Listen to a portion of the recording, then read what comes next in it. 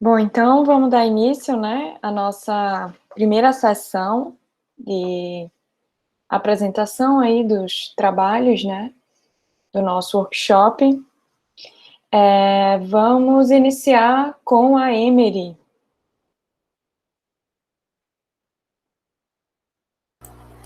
Oi, tá dando para me ouvir, professora? Tá sim, Emery.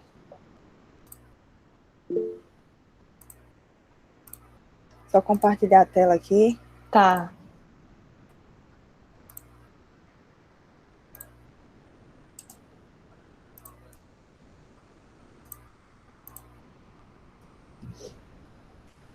Tá dando para ver?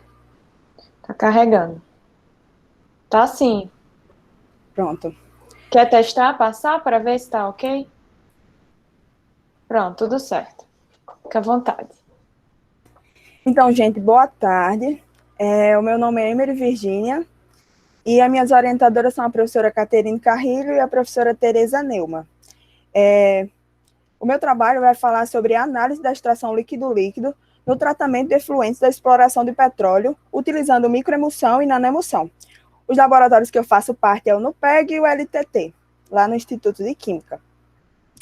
Então, a fim de situar vocês sobre o assunto, eu vou apresentar um pouco sobre a introdução teórica e depois vou apresentar um pouco sobre os meus objetivos do meu projeto do plano de trabalho.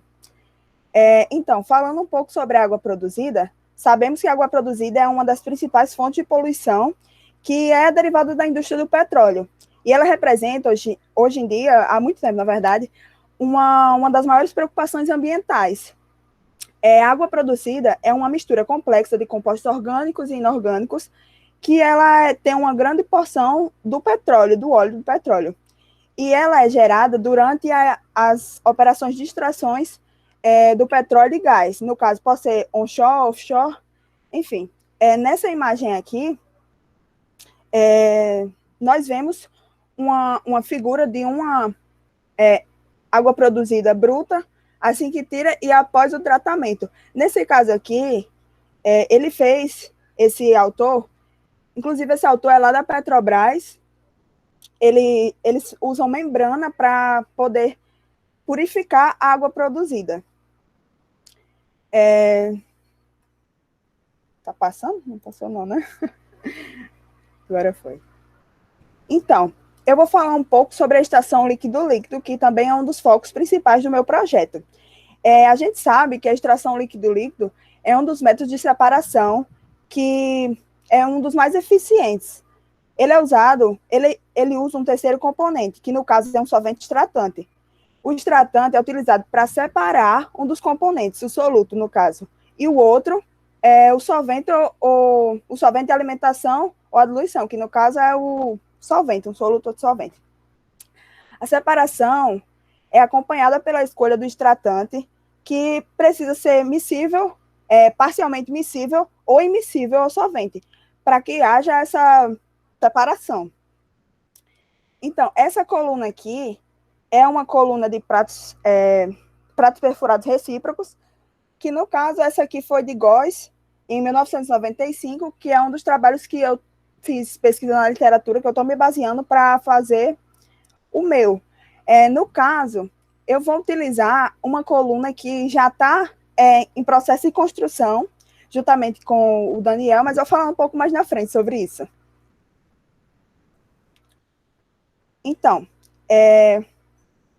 sobre os tensoativos, eles são, basicamente isso aqui, né, são substâncias que têm propriedade de absorver na superfície ou interface, alterando a energia livre da superfície ou interface. As características dos tensoativos, ela possui uma parte polar e outra polar, que no caso, ela tem uma cabeça hidrofílica, que a gente pode ver, que no caso ela gosta de água, e uma cauda, que no caso seria essa parte aqui, hidrofóbica, que não tem afeição por água, no caso, mais por óleo. Mas eu vou explicar um pouco sobre as microemulsões, que fazem uso dos tensoativos. Então, essas são imagens de micelas, que no caso é exatamente o que o tensoativo faz. Ele cria micelas que quebram essa barreira, porque, como todos sabem, água e óleo não se misturam as interfaces.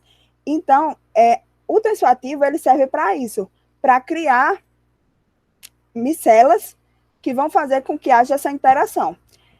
A microemulsão, vou falar um pouco sobre a microemulsão agora. A microemulsão é uma combinação de fase, uma fase polar, uma fase apolar e um tensoativo. E, em alguns casos, são necessários também o uso de cotensoativos, que eles são responsáveis por fazer a estabilização de um sistema, que geralmente eles são álcools. Elas são definidas como dispersões termodinamicamente estáveis, homogêneas, transparentes e translúcidas.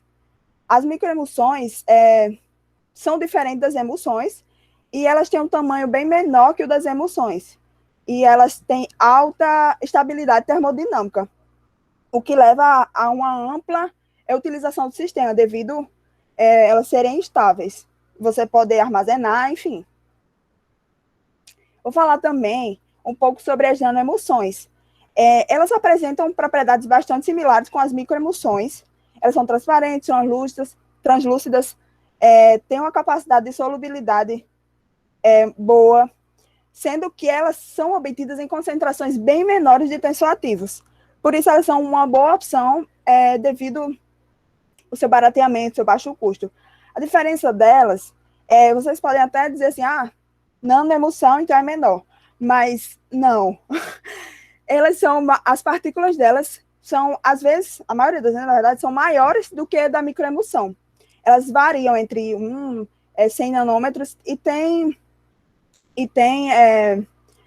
elas precisam de uma fonte de energia para elas poderem se formar, que no caso, ela não tem uma formação espontânea como a microemulsão. Então, existem vários métodos para que se forme uma nanoemulsão.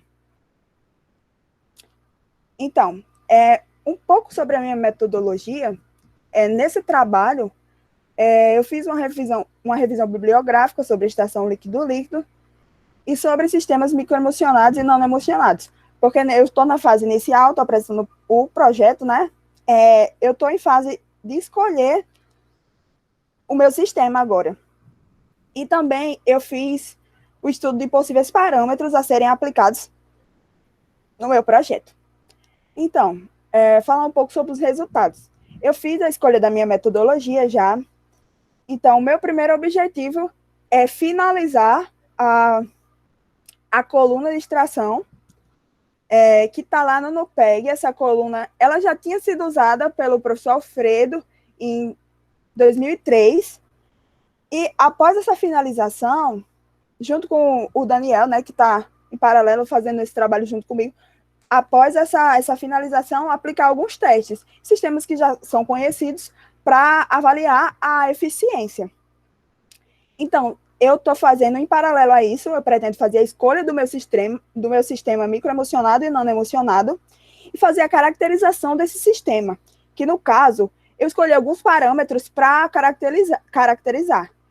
No caso, a densidade, o diâmetro de partícula, o índice de polidispersão, que no caso, esse índice de polidispersão, ele vê como é que está se comportando a nanoemulsão ao decorrer do tempo, né? Qual é a influência do tempo nela. A tensão superficial, que é um dos parâmetros muito importantes, é um dos parâmetros mais importantes, e o diâmetro de partícula também, eu esqueci de falar um pouco sobre ele, mas existem já equipamentos, tanto no LTT quanto no NUPEG, o Zeta, o Nanotrack, eles fazem essa análise. O pH, a condutividade, a turbidez, são parâmetros bastante importantes, tanto para a caracterização das micros, quanto da água produzida que eu vou usar. Também, em relação à aplicação na coluna de extração, vão ser estudados alguns pontos: a dispersão axial, inundação e retenção, a transferência de massa e, principalmente, a remoção do óleo da água produzida, que é o que vai chegar no final, né? Vai nos beneficiar. Então, gente, essas foram minhas referências. Se alguém tiver interesse, estão todas lá, todos os artigos que eu utilizei até agora. Eu vou também estar alimentando para, se quiser ficar até como um banco sobre esse assunto. E eu agradeço o TRH, o FRN, a FINEP, a ANP e aos laboratórios também, e a professora Kate e a professora Tereza, que não está aqui, mas ela disse que vai assistir. Obrigada pela atenção de todos e estou disponível para dúvidas. Muito obrigada, Emery, parabéns pela apresentação. Pessoal quiser comentar alguma coisa, quiser tirar alguma dúvida. A Emery entrou agora, né, no nosso programa, então ela é da nova leva de bolsistas, está apresentando aí o seu primeiro trabalho no workshop. Então, se tiverem algum questionamento, fiquem à vontade. O professor Oswaldo, quiser comentar alguma coisa. Obrigado, professor Caterine. Emery, parabéns, viu? Foi muito bem explicado. Não sei se o João queria comentar alguma coisa agora. Ele queria entrar. Eu ia fazer uma pergunta, parabenizar. Faz a pergunta a você, vai lá, João.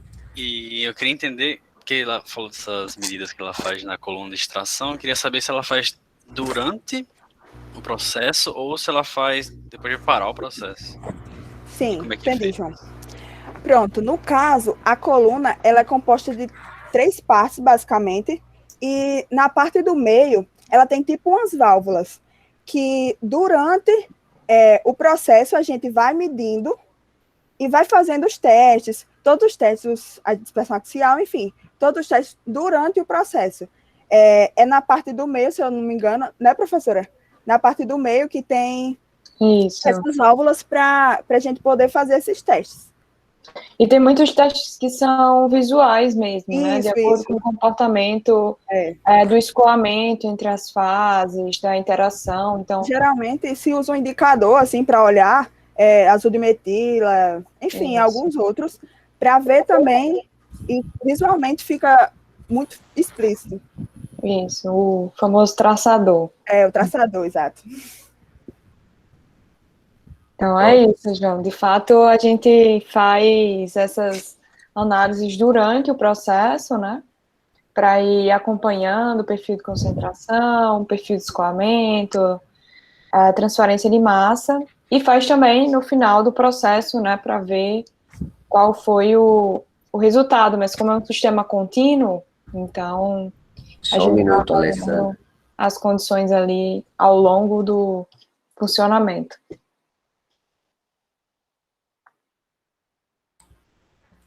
Caterine, professor Caterine, eu só queria comentar uma coisa, assim, todos aqui têm noção, né, da história do NUPEG, até mesmo da história do PPGEC, né, então, por exemplo, o professor Alfredo, né, uma homenagem a ele, né, ele já partiu, né, mas, assim, eu também queria destacar, né, professor Afonso, nos anos de 1900 só um minutinho, tem uma pessoa aqui. 1988, foi 80, exatamente, desculpa, exatamente, 88 foi quando começou o mestrado, né, aqui.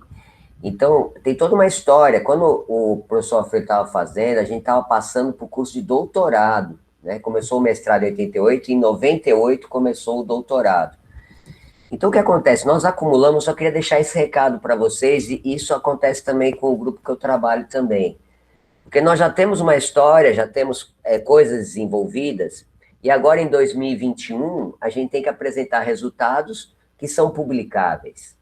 Então, isso é muita responsabilidade, porque a gente tem que entender o que já foi feito, e ainda mais agora aplicar os recursos analíticos, as técnicas modernas, para justamente, por exemplo, na área de tratamento de efluentes, você fazer análise só de carbono orgânico total, como eu fazia há 15 anos atrás, já não é suficiente, a gente tem que fazer análise composicional, né? Então, vocês, agora que você mostrou, né, os equipamentos, então tem esse compromisso de estar estudando o que já foi feito E tem a vantagem de já pegar uma infraestrutura montada. Mas às vezes é mais difícil pegar o bonde andando, tá certo? Do que começar uma coisa do zero. Então eu quero animar vocês, eu vejo que você está animada, Emery, você já trabalhou, né? Com a gente no PDPetro em 2019, a gente já tem aí, né? Tem também o próprio Daniel que está no gás, e a gente está junto para vencer esses obstáculos administrativos.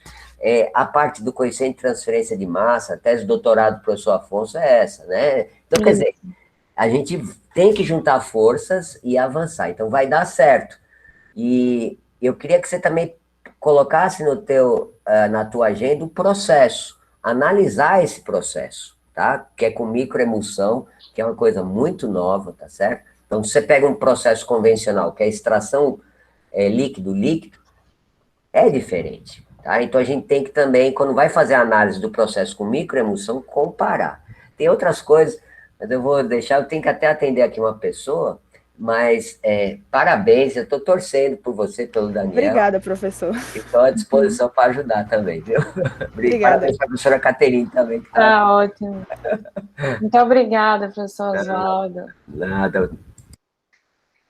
Então, vamos dar continuidade com o João.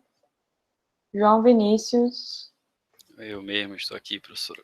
Fique à vontade. Vou abrir aqui minha apresentação. Quando abrir, você me avisa, por favor, professora, se está aparecendo. Sim.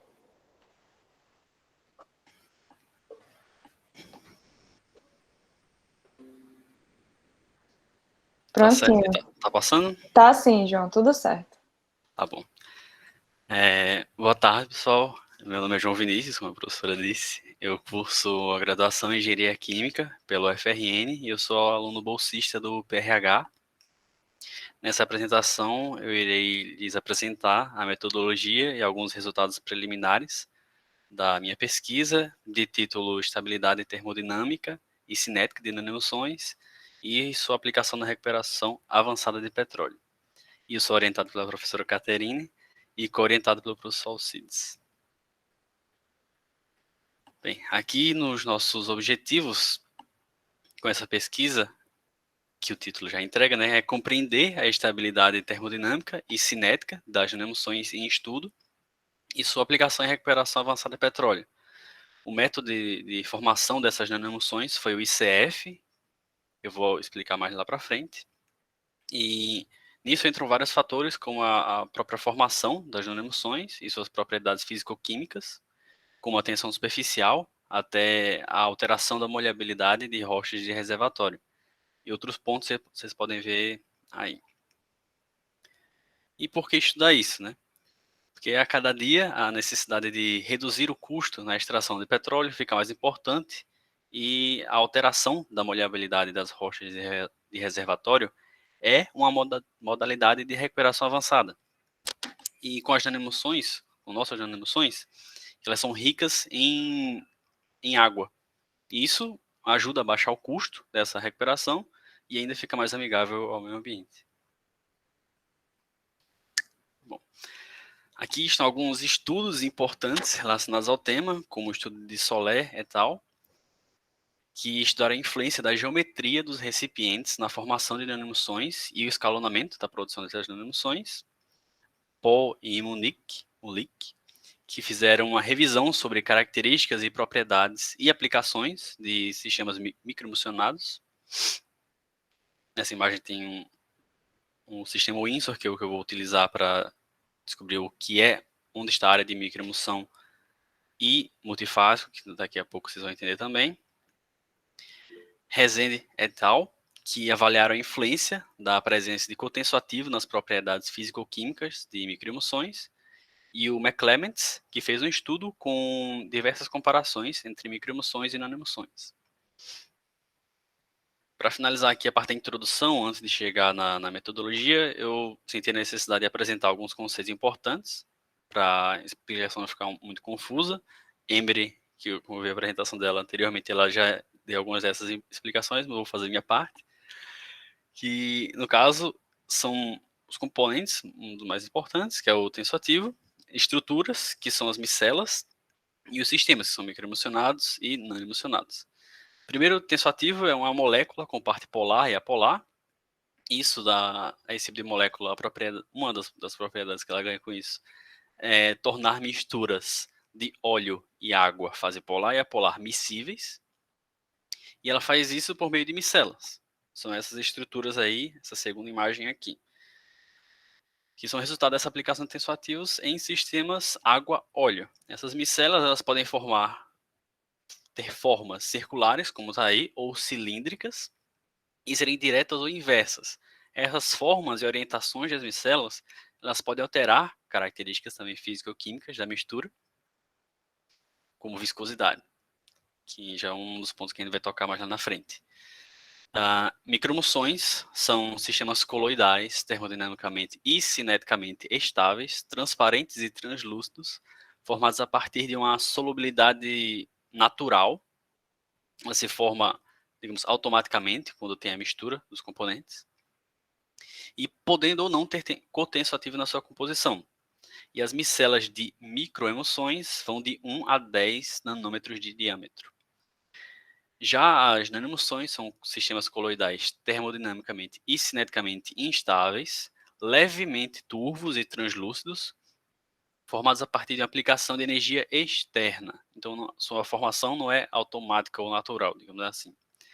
E ela pode também, ou não, ter cotensoativo em sua composição. E suas micelas podem ir de 10 a 200 nanômetros de diâmetro. Esse range de diâmetro ele varia bastante porque há uma dependência muito forte desses sistemas em relação à natureza da fase polar, da fase apolar, do BHL, dos tensoativos e a concentração de cada componente. Por isso que tem essa variação de 1 a 10 e de 10 a 200 nanômetros. Bom, agora chegamos aqui na metodologia e nós decidimos criar um gradiente de etoxilação com tensoativos não iônicos para avaliar a influência do BHL, sendo esse BHL 11.5 para o AL6, 13.9 para o AL10 e 16.9 para o AL23. AL é abreviação para álcool láureo etoxilado e BHL é balanço hidrofílico lipofílico, que é uma relação matemática para a afinidade dos tensoativos à fase polar e apolar. Menor BHL, ele é mais lipofílico, e maior BHL é mais hidrofílico. Bom, nos diagramas nós temos componentes das nanoemulsões que não estão apresentados aí, mas eu vou ditar para vocês, que são querosene como fase apolar, água destilada como fase polar, o butanol como cotensoativo, e os tensoativos, cada um em seu próprio sistema. Esses são os componentes que nós vamos usar. E essa relação CT é meio. A relação CT meio se dá principalmente pela propriedade dos cotensoativos de reduzir viscosidade. Além dessa relação meio, seria a quantidade mínima, pela literatura, necessária para a gente conseguir atingir uma redução de viscosidade relevante. Mas com cotensoativos, lembra que a gente está usando tensoativos não iônicos. Se a gente estivesse usando tensoativos iônicos, essa relação poderia ser um pouco maior, na verdade bem maior, porque os cotensoativos também são usados para estabilizar as cargas entre os tensoativos. Ela poderia ser um CT4, por exemplo. E além disso, esse ponto vermelho marcado no diagrama é uma representação do nosso ponto matriz de microemulsão, que posteriormente é usado para produzir nossas nanoemulsões. Novamente eu vou explicar o que é um ponto matriz um pouco mais na frente. Bom, aqui no limite de saturação, esse procedimento ele consiste em medir a tensão superficial da microemulsão matriz, diluir essa microemulsão em água e repetir a medição da tensão até que essa tensão se iguale, a tensão superficial da microemulsão se iguale à da água. E com esse gráfico nós podemos saber qual o limite de saturação do sistema, que é onde a tensão deixa de ser super baixa e volta a praticamente uma reta para a tensão da água. A região de quebra desse gráfico, que seria por volta daqui, a gente precisa de um cálculo matemático para saber exatamente o ponto, mas seria nessa região, é o ponto de limite de saturação. E esses outros pontos vermelhos que estão marcados aí no gráfico são os que passarão pelos testes de viscosidade e turbidez. Aqui é só uma ilustração, realmente, porque eu não tenho esses pontos ainda, não fiz esses testes. Mas vou passar agora para a próxima parte. Bom, as nanoemissões em estudo elas vão ser produzidas pelo método de inversão da composição das fases, ou ICF, como eu mencionei lá atrás, que consiste em diluir uma microemulsão em fase polar, ao passo que se fornece energia ao sistema. Como eu falei, a microemulsão matriz serve para isso. E o estudo ponto ótimo ele vai ser realizado variando justamente esses pontos, que é o RPM, a agitação do sistema, que é o fornecimento de energia, a vazão da água, que é a base do método ICF, a diluição, e a concentração do tensoativo, que vai se encontrar na região multifásica. E essa vai estar próxima da água pura. A concentração do tensoativo vai ser bem baixa. E o planejamento que nós vamos utilizar é o planejamento de ponto central, PCC. Então, temos um ponto máximo, mínimo e médio para cada variável. E é aqui que encontraremos as nanoemulsões mais termodinamicamente estáveis de cada sistema, baseado no diâmetro de micela e a tensão superficial das nanoemulsões. Aqui é um dos momentos que usaremos aqueles pontos que apresentei no slide de limite de saturação, onde aquelas composições terão a viscosidade avaliada por tempo de escoamento, e isso pode nos ajudar a explicar a forma e a orientação das micelas dos sistemas.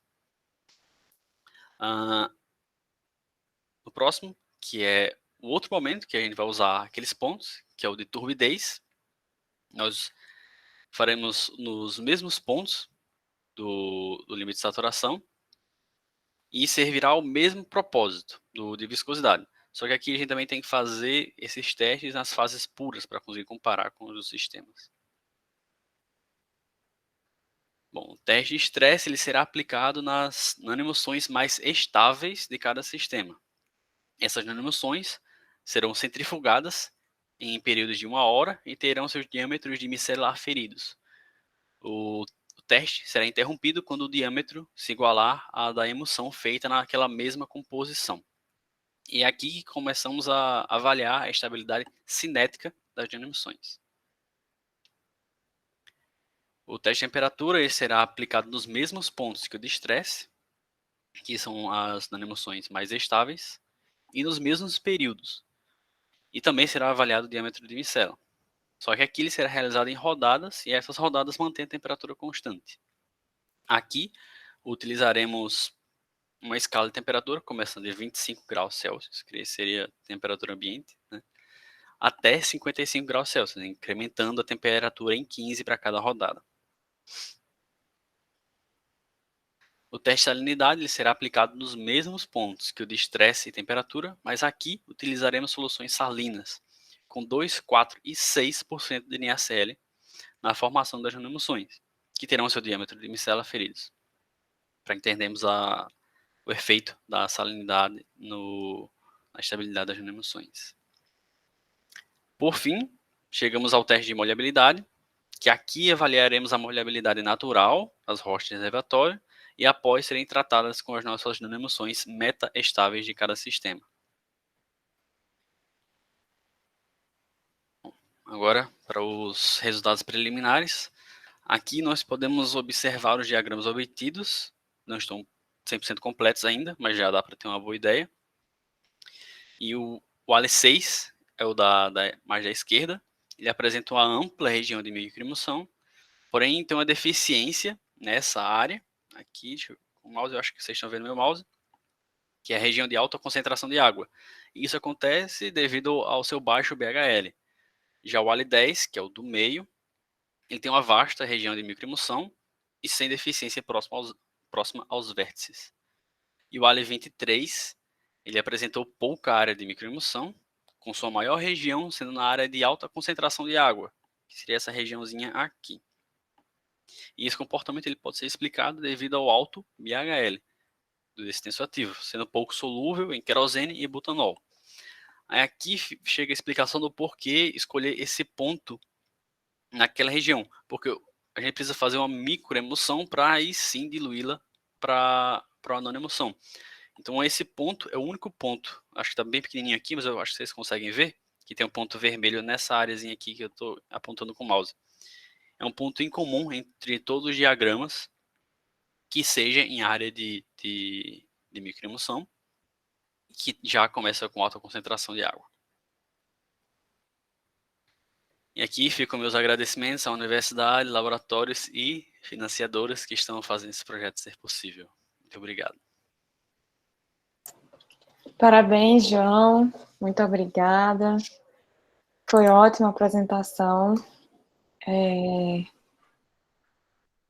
Queria ver aí se o pessoal tem alguma coisa para comentar, se querem perguntar alguma coisa.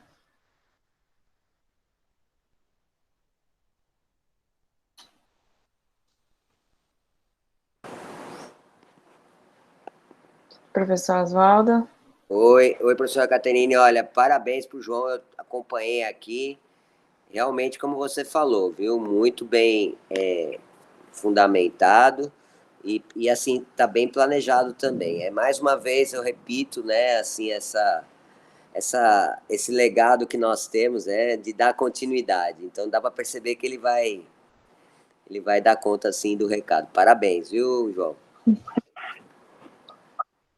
Obrigado, professor. Obrigada, professor. Obrigada, João. Então, acho que é isso. Muito obrigada. Parabéns. Então, vamos continuar agora com a apresentação do Anthony.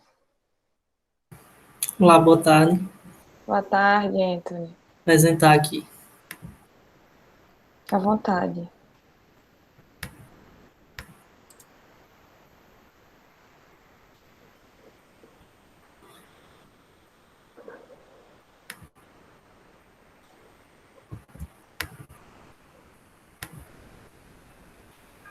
Vocês estão me escutando bem? Vendo a apresentação? Sim.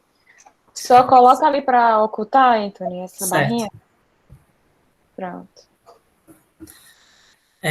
Boa tarde a todos. Eu me chamo Anthony David Dantas. Eu vou apresentar o estudo operacional do eboliômetro Otmer modificado para sistemas aquosos com eletrólitos. Meu grupo de pesquisa é composto por mim, Vitória Cibele, Arthur Vinícius e o professor Oswaldo Schiavone, que é o nosso orientador. Nós trabalhamos no laboratório do NUPEG 1, no PEG 2, desculpa, que é o Núcleo de Pesquisa de Petróleo e Gás Natural, e fazemos parte do Departamento de Engenharia Química. Aqui está o meu e-mail para contato. Então, a determinação de dados de equilíbrio líquido-vapor é crucial para o projeto, operação e aprimoramento de processos industriais, principalmente os de separação, que são comumente utilizados na indústria de petróleo e gás natural. Então, para a obtenção desses dados, na literatura, a gente encontra vários métodos que podemos utilizar. Dentre esses métodos, se destacam dois, que são o método estático e o método dinâmico. O método estático, ele se resume em uma célula de equilíbrio fechada, contendo uma mistura de composição conhecida, onde controla-se a temperatura e determina a pressão no equilíbrio. Já o método dinâmico, ele é composto por uma célula de equilíbrio que a gente carrega com uma mistura e aquece até o ponto de ebulição, permitindo uma recirculação a uma pressão constante. A temperatura, após atingir um estado estacionário próximo ao equilíbrio, é mensurada e a gente, ao final do ponto, coleta amostras da fase líquida e vapor e leva para análise para determinar a composição no equilíbrio. O foco desse projeto é no processo de regeneração do MEG, que é um composto que é usado na cabeça dos poços para inibir a formação de hidrato. Então, o nosso sistema de interesse que a gente quer estudar futuramente é composto por água, MEG, carbonato de cálcio, NaCl e CO2. A gente quer estudar o equilíbrio sólido, líquido, vapor dessas dessas substâncias. Então, para isso, a gente parte de sistemas mais simples. Primeiro, a gente partiu com etanol para um estudo do equipamento de operação do ebuliômetro, foi para a água pura, e em seguida para a água com NaCl, que seria o eletrólito. Então, aqui é uma imagem do esquema do ebuliômetro de Ottmer modificado. Isso é um projeto nosso aqui do NUPEG, né? Ele é composto por uma caldeira, chamamos de boiler também. Tem uma célula de equilíbrio aqui. E o vapor, a mistura é colocada aqui na caldeira, aquecida, vai ficar em equilíbrio aqui com o vapor na célula de equilíbrio. Em seguida, ela passa aqui para um condensador, onde ela vai ser condensada até que certo ponto, com um certo determinado tempo, ela começa a recircular. Então, ele é um ebuliômetro que ele recircula apenas a fase vapor. Nesse ponto e nesse ponto, a gente temos sensores de temperatura que medem a temperatura do líquido e a temperatura do vapor.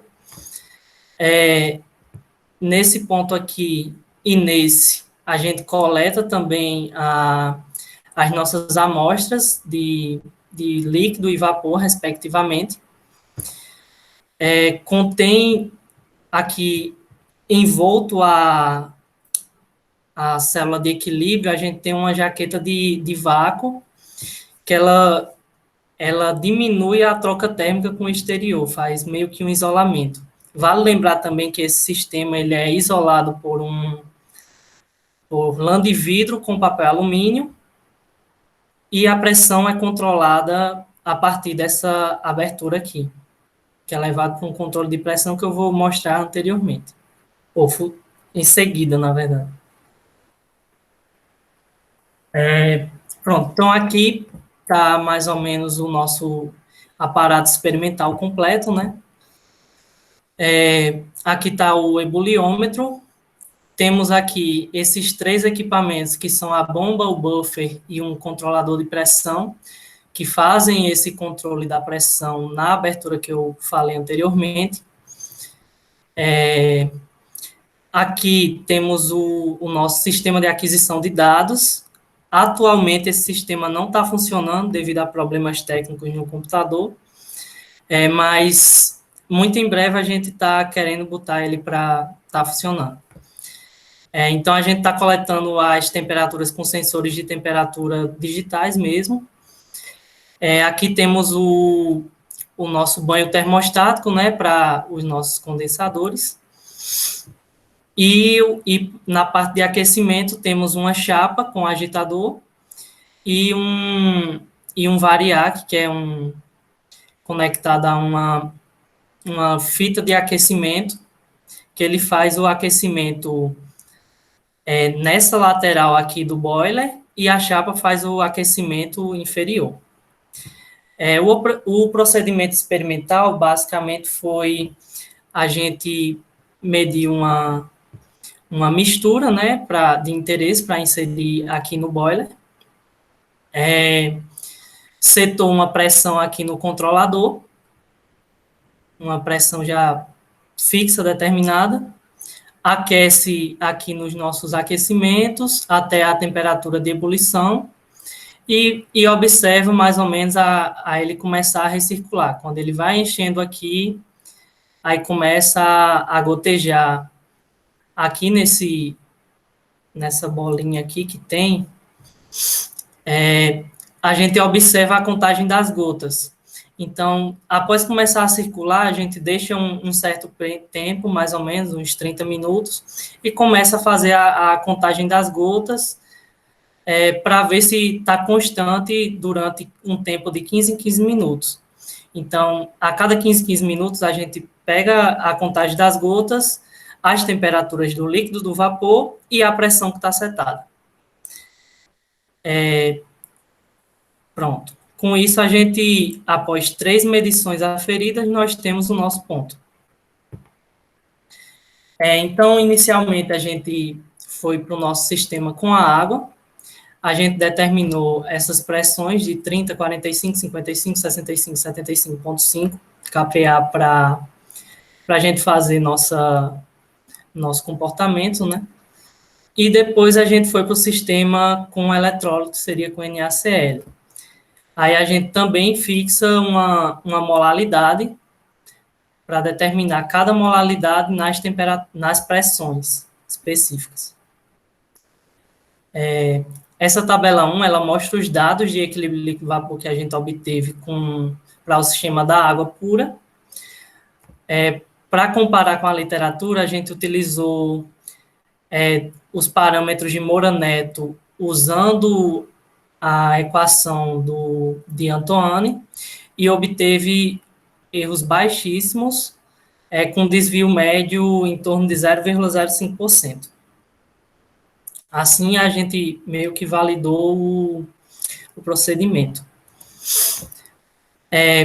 Já no caso dos eletrólitos, a gente utilizou a literatura de Hubbert para fazer a comparação. Ele tem lá uma equação de pressão para comparar e todos os parâmetros e coeficientes.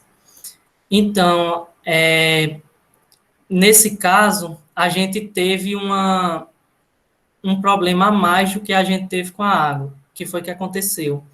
A temperatura do vapor e do líquido não estavam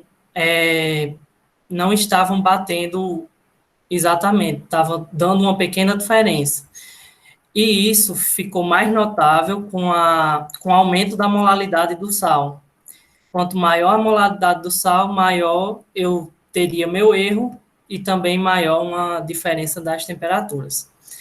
Esse comportamento da molalidade com a diferença das temperaturas do líquido do vapor pode ser observado melhor, né, na tabela 3, que a gente pegou os dados de molalidades diferentes a uma pressão fixa de 60 kPa e observa-se que, com o aumento da molalidade, tem justamente uma maior variação da temperatura do líquido vapor. Então, quais são os fatores que podem influenciar a diferença nessas temperaturas? Que é o que a gente está tentando contornar agora, tentando estudar. A gente supôs esses seguintes fatores, que são a perda de calor no trajeto do boiler na célula de líquido, de equilíbrio. Como o nosso ebuliômetro, a coluna da célula de equilíbrio é bem grande, então a gente pode estar tendo uma perda de calor em relação a isso, nesse trajeto. Aquecimento insuficiente no boiler, né? Aquecimento recorrente da chapa e da manta de aquecimento. E também pode estar acontecendo uma condensação parcial na coluna até a célula de equilíbrio. Então, o que era para estar só em fase vapor, naquela célula de equilíbrio, está formando gotículas de água. Então, os procedimentos que a gente fez para tentar contornar essa diferença e diminuir. A gente trocou todo o isolamento que eu falei que a gente usou, que foi de lã de vidro com papel alumínio, colocou um novo, para ver se seria a questão de perda, né, de calor. Aumentou a taxa de aquecimento e também aumentou a agitação para proporcionar uma maior troca térmica na fase líquida. Com isso, a gente obteve que para um mesmo sistema de água e sal, com maior aquecimento, a gente obteve um erro bem menor em relação a um aquecimento menor. Mas, ainda assim, para sistemas com maior molalidade de sal, a diferença ainda continua grande. O ΔP foi calculado a partir dessa equação aqui, de pressão experimental menos pressão da literatura sobre pressão de literatura, usando aquela correlação de Hubbert que eu tinha falado anteriormente. E essas foram as referências que a gente utilizou no nosso trabalho. E eu queria agradecer ao FRN, ao NUPEG, à ANP e à FINEP. Obrigado e estou disponível para dúvidas. Muito obrigada, Anthony. Parabéns pela apresentação. Vamos ver se o pessoal tem algum comentário. O professor Oswaldo quer comentar? Então, professora Catarina, eu vou comentar assim, porque está de parabéns o Anthony, sabe? Eles têm extensivamente estado no laboratório, né? Assim, às vezes o equipamento leva 2 horas para entrar no equilíbrio. Isso. Então, muito difícil chegar nesses resultados. Ele já absorveu esse legado aí. E agora a gente está muito animado quando chegar o sistema de aquisição para a gente poder gerar os dados em concentrações mais altas de sal e chegar em resultados mais confiáveis, né? Parabéns, aí. Obrigado, professor. Então, pessoal, a gente tem o intervalo agora, né, professor? Acho que aí 20 minutinhos, né? Que é até as 16 horas. É isso mesmo? Isso. Eu vou desligar agora a ligação. Pronto, tá certo. Obrigado, Caterina. Nada, professor.